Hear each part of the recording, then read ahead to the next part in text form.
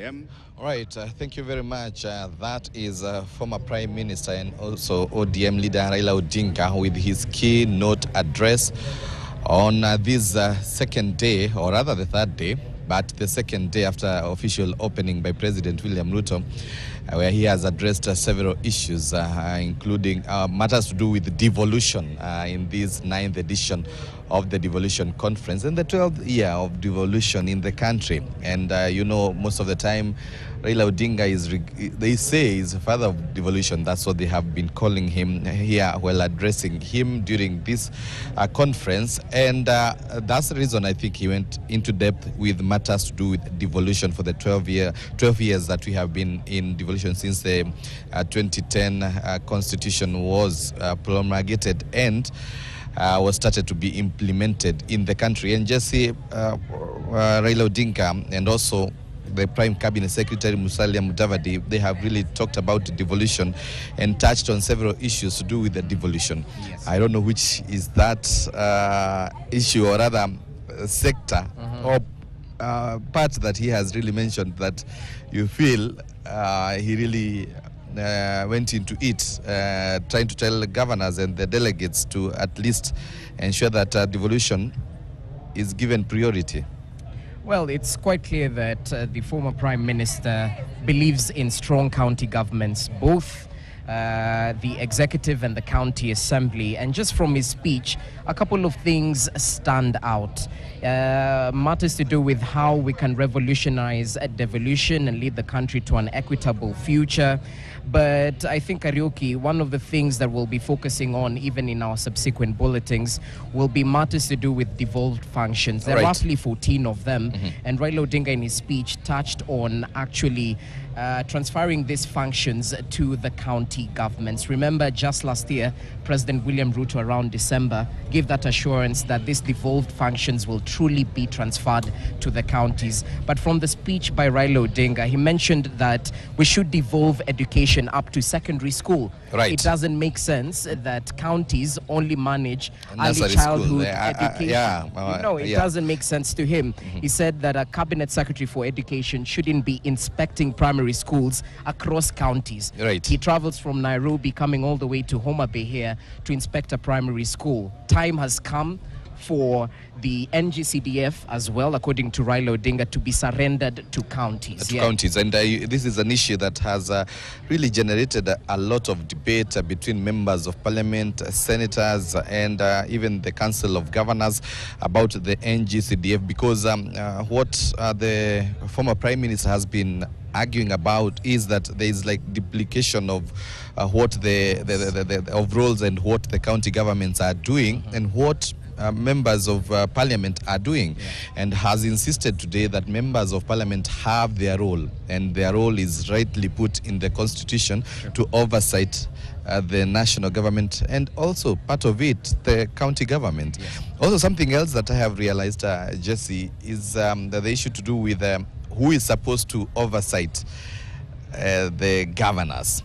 Is it the Senate or is it the county assembly? Because according to Raila Odinga, the county assemblies should be the ones that do oversight to the governors and not the Senate. So I think that's also something that is going to generate a bit of some debate in the coming days, as senators have always insisted that they are the ones who are in charge of devolution, and so should be the ones who carry out the oversight of the governors. So I know this is something that is going maybe even to come up in the House, the Senate, as they try to maybe put it right and put it clear on who is supposed to do this, and maybe challenge the statement by Raila Odinga today in the conference. And also, I think the former Prime Minister has also talked about corruption. I think he has really delved in that matter and has said that yesterday the President talked about the legislative arm, that's Parliament, National Assembly and Senate. Today he says that even in the executive, that is where the corruption is actually, he's saying the executive is the one that you can even talk of corruption in Now the president yesterday was saying the members of parliament are asking for bribes from the cabinet secretaries and members of the executive.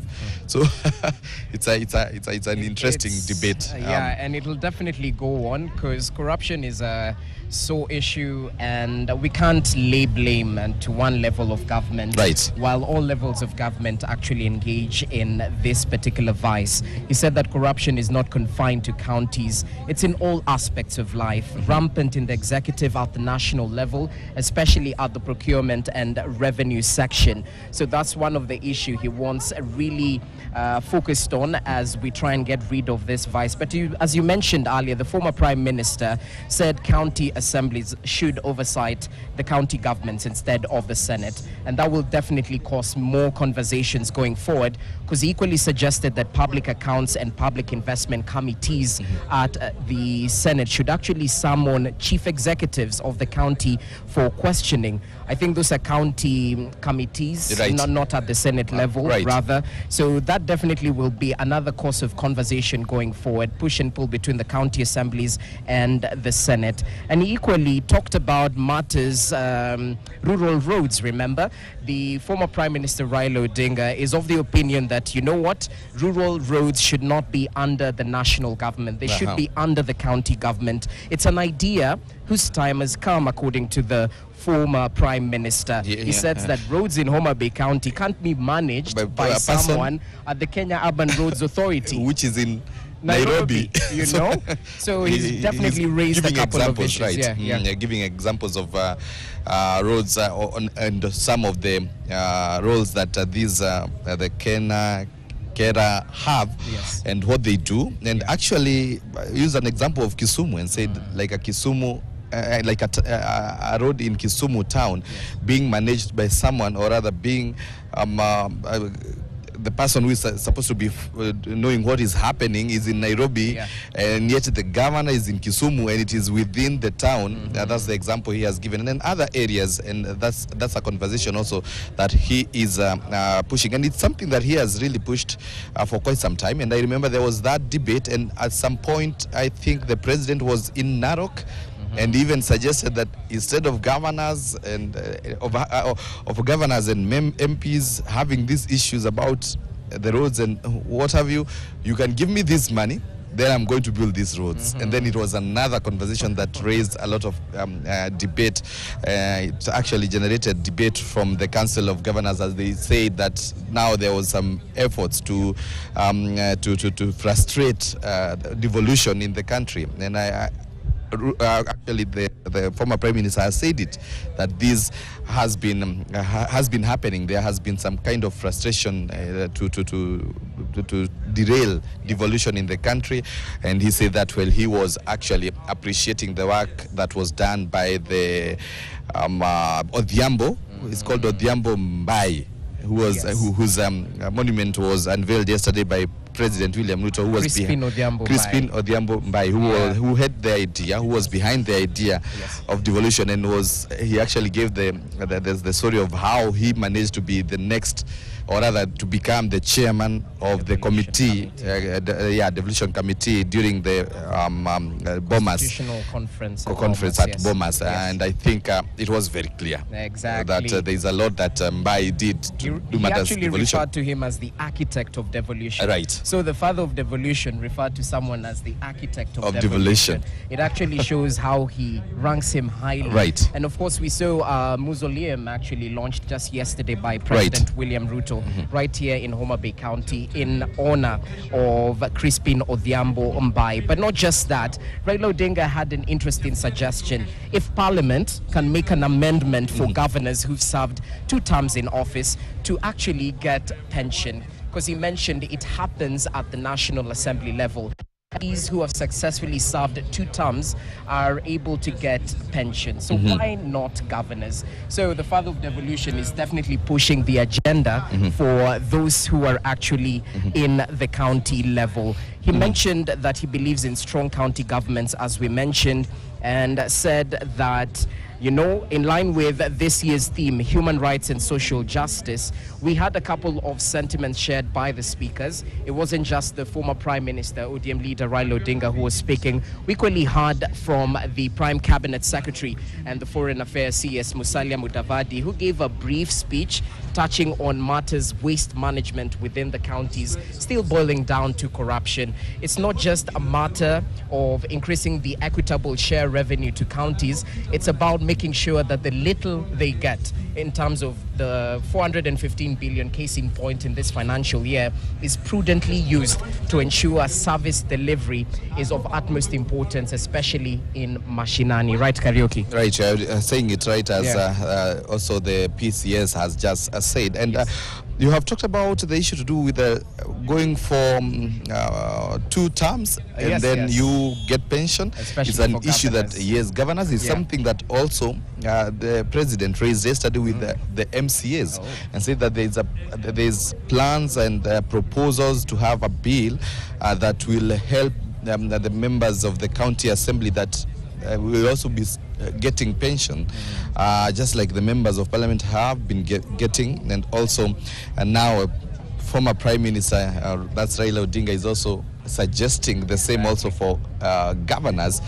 But now it will generate a very interesting discussion going ahead. They walk the talk. Yeah, because again, you know, members of parliament have no term limits. Yes. But governors have term limit of 2 terms. Yes. So I don't know, but I think it's something that members of parliament are going to be again talking about. And it seems like the members of parliament have been on the spot today and yesterday, and also during this devolution. Yes. Could it be that they're being accused of maybe at some point frustrating devolution? Especially with the tough mediations that we've seen in the past couple of years. This time round was a little bit smooth. I think it was roughly 8 days, and they were able to get to a middle ground in terms of equitable share. But let's see going forward if MPs will actually perhaps support devolution, walk the talk, not just talk in terms of importance of devolution, but actually support it in terms of legislation, in terms of allocations, because they are the lawmaking body, the lawmaking house. And that's the reason Senate has been pushing to be involved in the budget making process, because the upper house. Yes, because most of the time they feel like they have been left out in matters to do with budget making, and they're only involved when it comes to allocation to the counties. Exactly. And also, Jesse, we are going to be also talking about matters to do with trade between counties and the region. We are talking about the cross-border trade and the linkage to devolution and regional trade. And I want to engage one of the panelists who are in the discussions, the breakaway sessions here at the devolution conference. I'm having Lucy Komen. Thank you very much for joining us here on KTN. And definitely, I know there's a lot that has been discussed in this conference, but I want to engage you a bit on matters to do with the trade, because this is something also that is very key. Raila Odinga has talked about these counties being, some of these counties being close to or rather being at the border of our neighboring countries, and I think that also makes a lot of debate in this devolution conference. Maybe you can just first tell us, you as one of the panelists for the discussion on cross-border trade, what's your take about this? Thank you, and allow me to introduce myself. My Right. name is Lucy Komen. I am the acting CEO for the Warehouse Receipt System Council, a State Department, a regulator, and the State Department for Trade. Right. It's exciting to be on Homa Bay, first of all, and it is warm. So people in Nakuru, Nairobi, they are complaining about the baridi, but here it's warm. Yesterday also, Governor Gladys Wanga talked about making sure that we have warehouses to be aggregated. Yes. And she specifically talked about sweet potatoes, aggregation of sweet potatoes. So as we are talking about cross-border trade, we need to structure our trade, structure our commodities, because we cannot be having small quantities of commodities in different parts. So we need our farmers to aggregate these commodities. And so our job, we come in to certify warehouses that have the capacity to issue a warehouse receipt. Right. So once a farmer puts the commodities in a certified warehouse, then it is easy for us as Kenya to market our commodities as one. And we also have a bigger bargaining power across trade. We have policies around that space. And for me, I am championing for women, I'm championing for youth and marginalized groups, because sometimes we don't get that information to them. So once we have the aggregation centers and we have our structured trade, I think we'll be able to have a stronger muscle in terms of trade. And where does the county governments come in this? First of all, agriculture is devolved. And so county governments cannot work in isolation and national government cannot work in isolation. Right. We partner. And for county governments, the warehouses that I'm talking about are not warehouses in different counties. If we are in Homa Bay, we need warehouses in Homa Bay. Right. We need trade to happen in Homa Bay. So as we are talking from the farm to our warehouse to the market, we don't have to move. But let the traders come to us. Let the buyers come to us. But they can only come to us after we have aggregated, after we know the standards that we have in terms of quantity, also in terms of quality. Right. And there have been concerned about the cross-border cross-border integration with the national government and county government. For instance, I use an example of a place like Busia. They have the Malaba border. Where does the buck stops with the governor when it comes to interacting with the neighboring country on matters to do with some of the commodities from the neighboring country into Kenya? I think I will answer that question very simply, because when we are here in devolution, we are saying we are breaking the silos. You're breaking the silos. We are working together, one government, one commodity. We are talking about Malaba. We are together there. So we also have the Africa Free Trade Continental Agreement, which it's very clear on how we need to trade. Right. Yeah. And issue to do with the youth, you've said it is about women and the youth, Yes. and youth in this country right now have taken up the role of ensuring they're following keenly what the government is doing, both the national and the county governments. The youth right now, where have they been placed in matters to do with the trade? Let me speak for warehouse. Yes. For warehouse, it's a digitalized platform, and in fact we have youth specifically in the system. We have a few youth in Trans Nzoia, Right. and they are doing serious warehouse business, taking advantage of the infrastructure. So I'm inviting the youth also to come to us and we'll give you information. I have seen a big number of youth with an appetite to even start agri-techs. They're the ones who are doing the digitalized money lending platforms. And if they can get them licensed by central bank, we have enough space for private business. So we come for us, we give you information, visit our websites, and I think information is power. Sometimes information is what lacks. Before you maybe complain about something, seek for the information that you need, and we are here to give. And information is power, as you have said. Information is power. Do you believe this conference, by the end of it will have achieved its set agenda? Absolutely. For the 9th edition? Absolutely. Thank you very much. Thank you very much, Lucy Komen. They are telling us about matters to do with trade, intertrade, and also ensuring that the two counties, or rather the two county governments, have ensured that they have enhanced the trade between the neighboring countries. And definitely, Jesse, as I was telling you before, there is a need of the national government interacting with the county governments. I think you have more to talk about it. Exactly. County governments are definitely stakeholders in this devolution game. And we definitely want to have a conversation with one of the county executive members, the CECM for Taita Taveta County. He's called Granton Mwandawiro. And thank you so much, CECM, for your time. Karibu sana. I'm pretty sure you're enjoying the progress right here in Homa Bay County on matters devolution. Thank you so much, Jesti. And it's a pleasure to be here with you. Yes. And to our listeners and our viewers who are watching right now.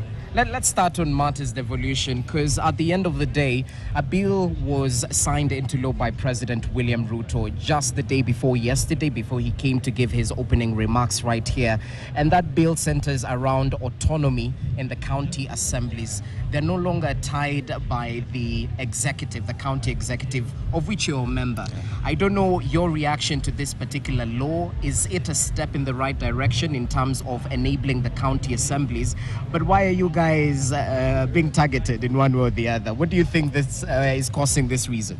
Thank you, Jesse. I think, for one, I do support that. You support it? I support it fully. As a member of the county executive. Why is this? And one thing that says these people need to be independent. They are there to oversight us. Yes. They are there to see that we are doing the right things. And over time, there's been a feeling that the executive has been sort of squeezing or trying to manage and control the assembly.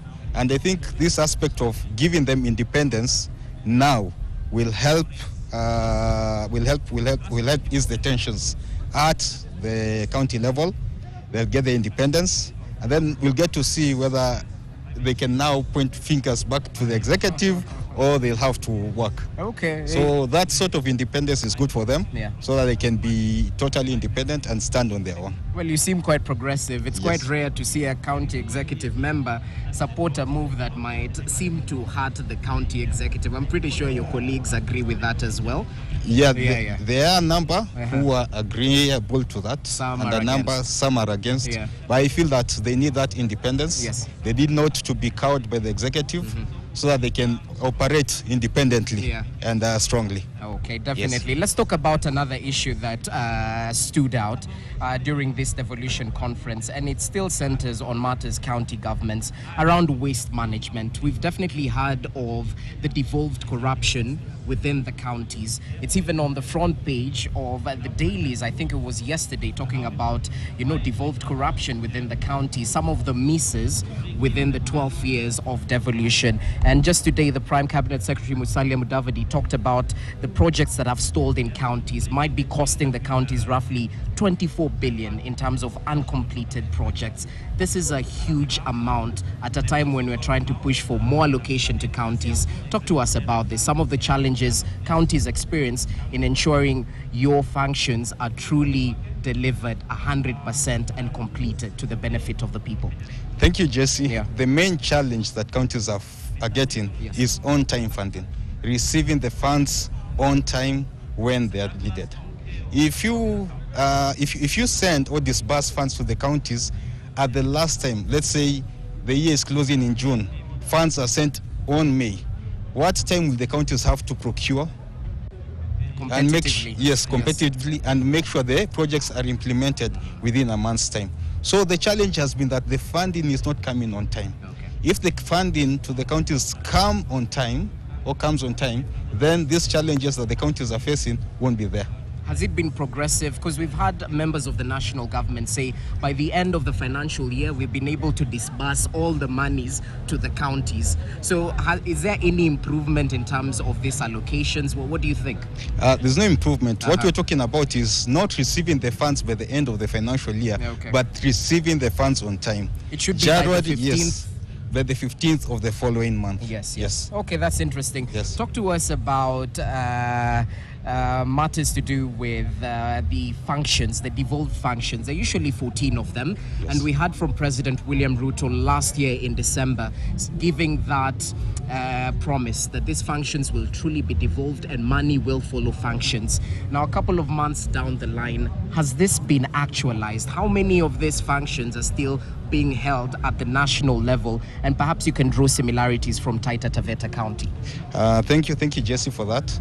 And I think even when the president was taking over power, that one of the executive orders that he issued is that these functions should be well and bundled and shared between the national and the county governments. We've been sitting, we've had so many sittings, and which led to actually some agreement in the devolved functions. Yes. And a gazette was issued, a gazette notice that was late last year, 2024, if I'm not mistaken, 16th of December. Yeah. So we have that gazette notice of the devolved functions that should be done by or managed by counties. But there is still a lot of clawback. A lot of clawback. If you look at the water sector, for example, water service provision is 100% devolved. Yeah. Why would we still have national agencies, waterworks development authorities, conducting water service provision at county level? So I always say that if the functions are well aligned and well followed, then we'll have that incredible growth in Kenya. If we will have the funding, the resources, following the true functions, then duplicities will not be there, and counties will help grow or change the economic growth of the country, so that we can meet up with the Asian tigers that we'll be talking about.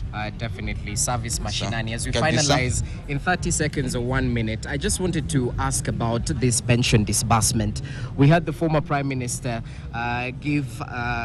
actually make a case for the governors who have served 2 terms. At least they should be treated the same way members of parliament are treated when it comes to pension. Members of parliament qualify for pension after 2 terms. Why not governors?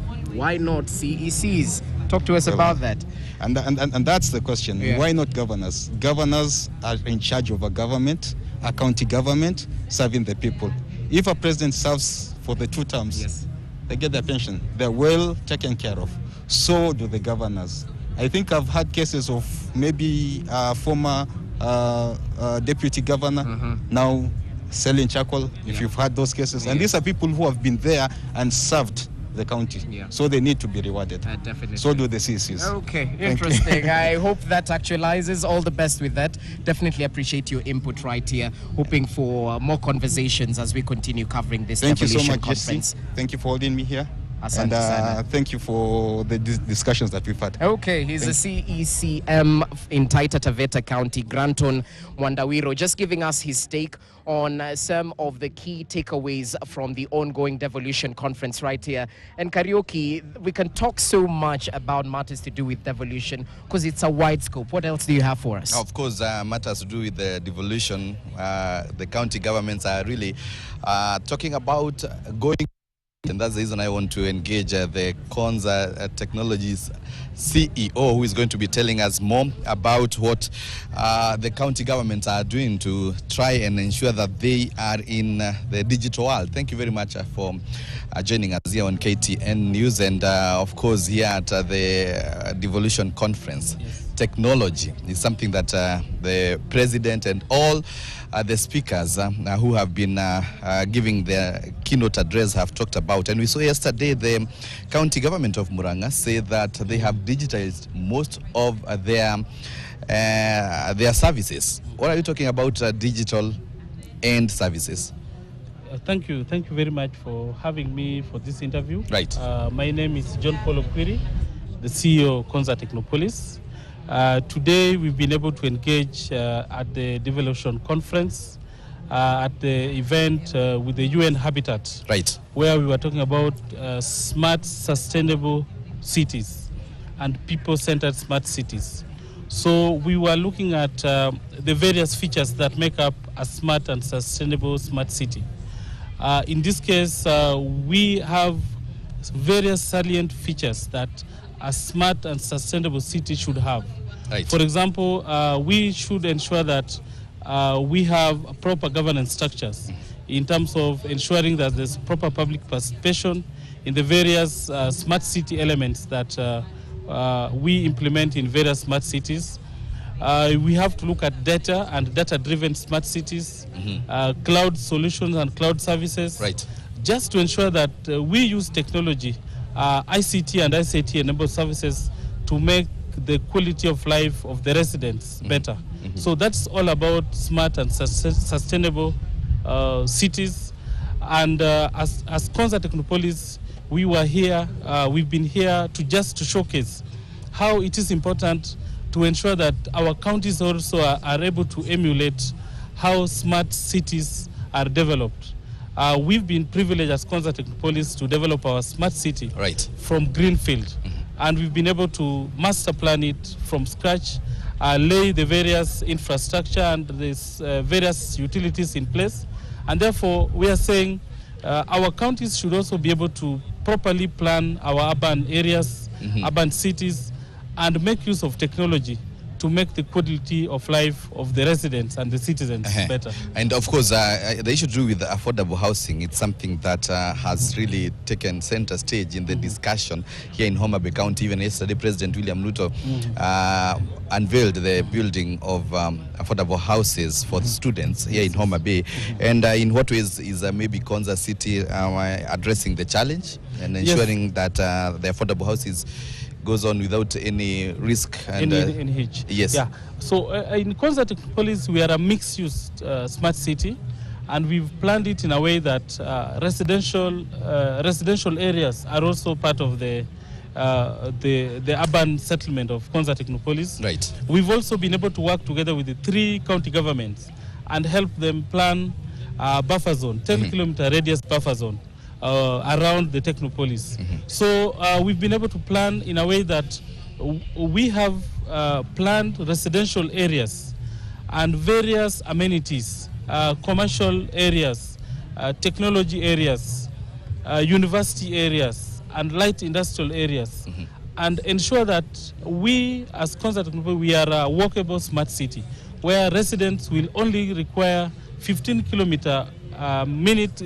minutes walk to get to any social amenity that a resident would want. For example, requiring a school, you only need to take 15 minutes walk to get to the nearby school, a church, a hospital, and the rest as required in a very in every city living environment.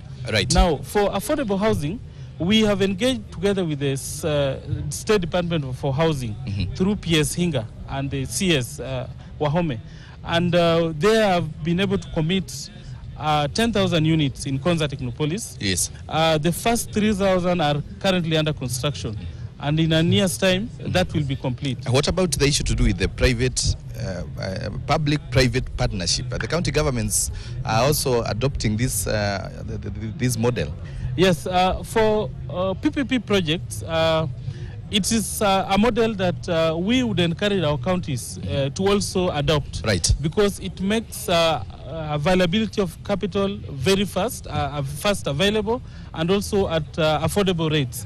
And at the same time, being able to give appropriate returns on investment for the private investors. So counties are encouraged to ensure that in order to raise capital, PPP is a viable option.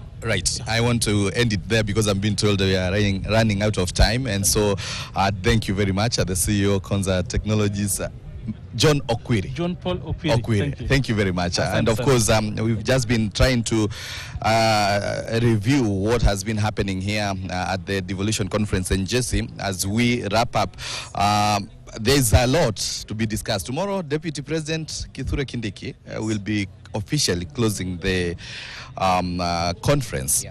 So definitely we are looking forward again to what they're going to be discussing, because it will be about oversight, an issue that has been addressed in a big manner by the extensive manner by various leaders and also panels at the discussion. To go on till tomorrow, which will be the final day, as you rightly put it.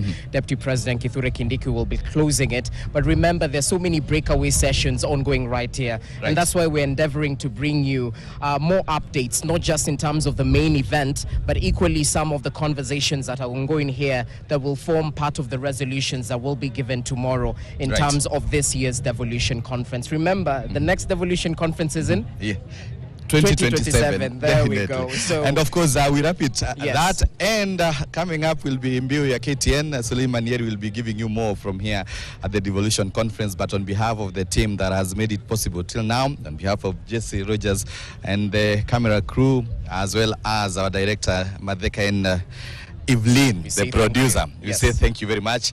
We're going to be taking you back for programming. Keep it KTN. Keep it KTN. My name is Daniel Karaoke. And I'm Jesse Rogers.